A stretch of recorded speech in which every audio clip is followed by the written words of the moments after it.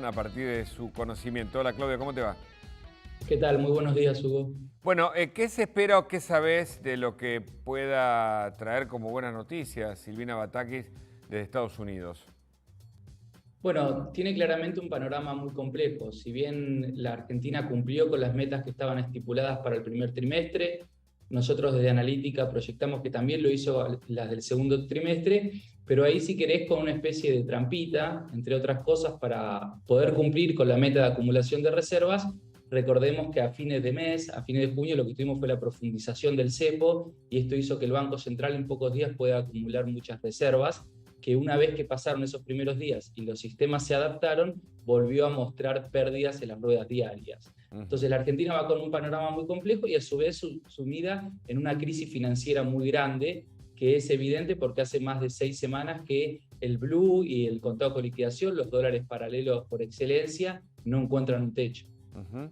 Pero te lo preguntaba en relación a la flexibilización que tal vez le solicite al Fondo Monetario de las metas, y también algunos hablan de un pedido o una liquidación de un crédito con el Banco Mundial o con el Tesoro norteamericano. Bueno, claramente si la ministra logra esos resultados sería muy optimista y muy bueno para nuestra economía por dos cuestiones. La primera, como mencionábamos previamente, cumplir con las metas en el segundo trimestre también está relacionado con que hubo una flexibilización en los valores trimestrales, ¿sí? No así la anual. La meta para fin de año se mantiene igual que la que se discutió a fines del año pasado y del acuerdo que se firmó en marzo.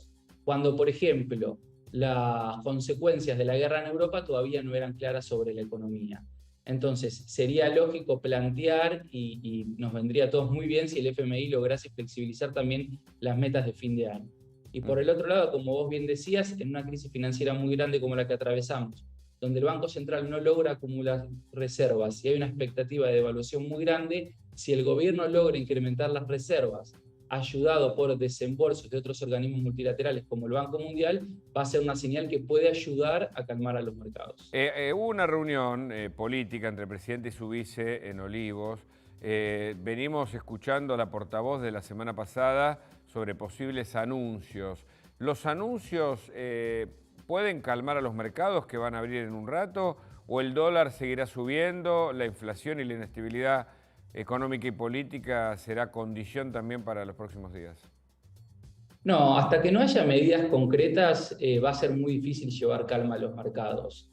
Recordemos, como vos bien mencionabas, que la semana pasada hubo muchos rumores, hubo algunas medidas, por ejemplo, respecto a la cantidad de CDRs, que son las acciones de empresas del extranjero que se pueden comprar desde la Argentina, que pueden tener las empresas. Recordemos también que hubo un aumento en el pago del entendimiento de ganancias del dólar turista. Esas sí que son las únicas medidas concretas. Después hubieron muchos anuncios que no se terminaron concretando y que el mercado hoy está en una posición de ver para creer. El gobierno puede anunciar muchas cosas, pero hasta que no vea resultados, difícilmente se modifiquen las expectativas y así también las acciones que toman todos los días, ¿no? Claro, claro, claro. O sea que el dólar puede arrancar en 3,38 hoy cuando se abran formalmente los mercados y puede comenzar subiendo, salvo que el gobierno venda dólares, ¿no es cierto? Pero va a seguir perdiendo reservas. Este es un escenario complejo.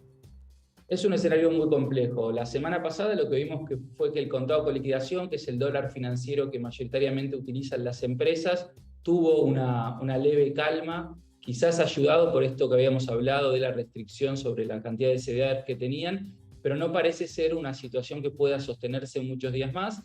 Y por el otro lado, cuando nosotros analizamos, por ejemplo, el dólar blue que hubo en octubre del 2020, cuando el gobierno tuvo otra fuerte corrida, si querés, contra los mercados paralelos, todavía el dólar blue estaba en valores más altos. Entonces, si bien uno ve una especie de overshooting o ve que están muy altos los dólares paralelos, lo mismo sucedía hace una semana y de todas formas continuaron creciendo. Mm. Entonces, no es claro hoy en día cuál va a ser ese límite. Y el otro escenario complicado es el del campo. El presidente adelantó que es un conflicto o un desafío que deben enfrentar, textuales palabras de Alberto Fernández el viernes, por la falta de liquidación de los miles de millones. El presidente habló de 20.000, el campo dice que son 13.000 millones. Pero ahí se espera algún tipo de medida de seducción o más bien más restricciones o algún tipo de castigo o de la aplicación de la ley de desabastecimiento. Bueno, como vos bien marcás, las tres opciones son las que estuvimos leyendo el fin de semana, que a veces da señales en una dirección y en otra el gobierno, y mismo los sectores del sector agropecuario están marcando también su posición. Lo que uno esperaría, y sobre todo lo que sería más conducente, sería que fuesen medidas de seducción, ¿no? Que se generen los incentivos para que el campo pueda liquidar. Hoy en día lo que complejiza mucho la situación es que cuando hay una expectativa de devaluación, más allá de que uno pueda generar, por ejemplo, una baja transitoria en algunos impuestos, si la expectativa de devaluación sigue siendo más alta respecto a esa reducción que se realiza, tampoco van a tener los incentivos para para aumentar el nivel de liquidación. Entonces, seguramente para lograr seducir al campo, el gobierno va a tener que implementar varias medidas al mismo tiempo en esa dirección. La última, ¿por qué faltan algunos productos, incluso en los supermercados? ¿Por qué sigue la espiral de aumento de precios? ¿Por el dólar blue o por la inestabilidad económica en general? Bueno, lo que pasa es que la estabilidad económica en general, como vos marcás, también se traduce en el aumento que tuvieron los dólares paralelos. Lo que sucede es que hay muchos productos importados que las empresas, nuevamente, hasta esta expectativa de que pueda haber una devaluación hacia adelante, no tienen en claro cuál va a ser el costo de reposición de ese bien. Entonces, muchas veces o deciden no volver a comprarlo porque también hubo aumentos muy fuertes en algunos proveedores, o lo que se realiza es se hace un aumento marcado de precios conteniendo un futuro Claro, costo de reposición. claro. Bueno, vamos a seguir el día a día, por supuesto, de lo que está pasando con la economía. Gracias por este contacto. A vos un gusto, hasta luego, muy buenos días.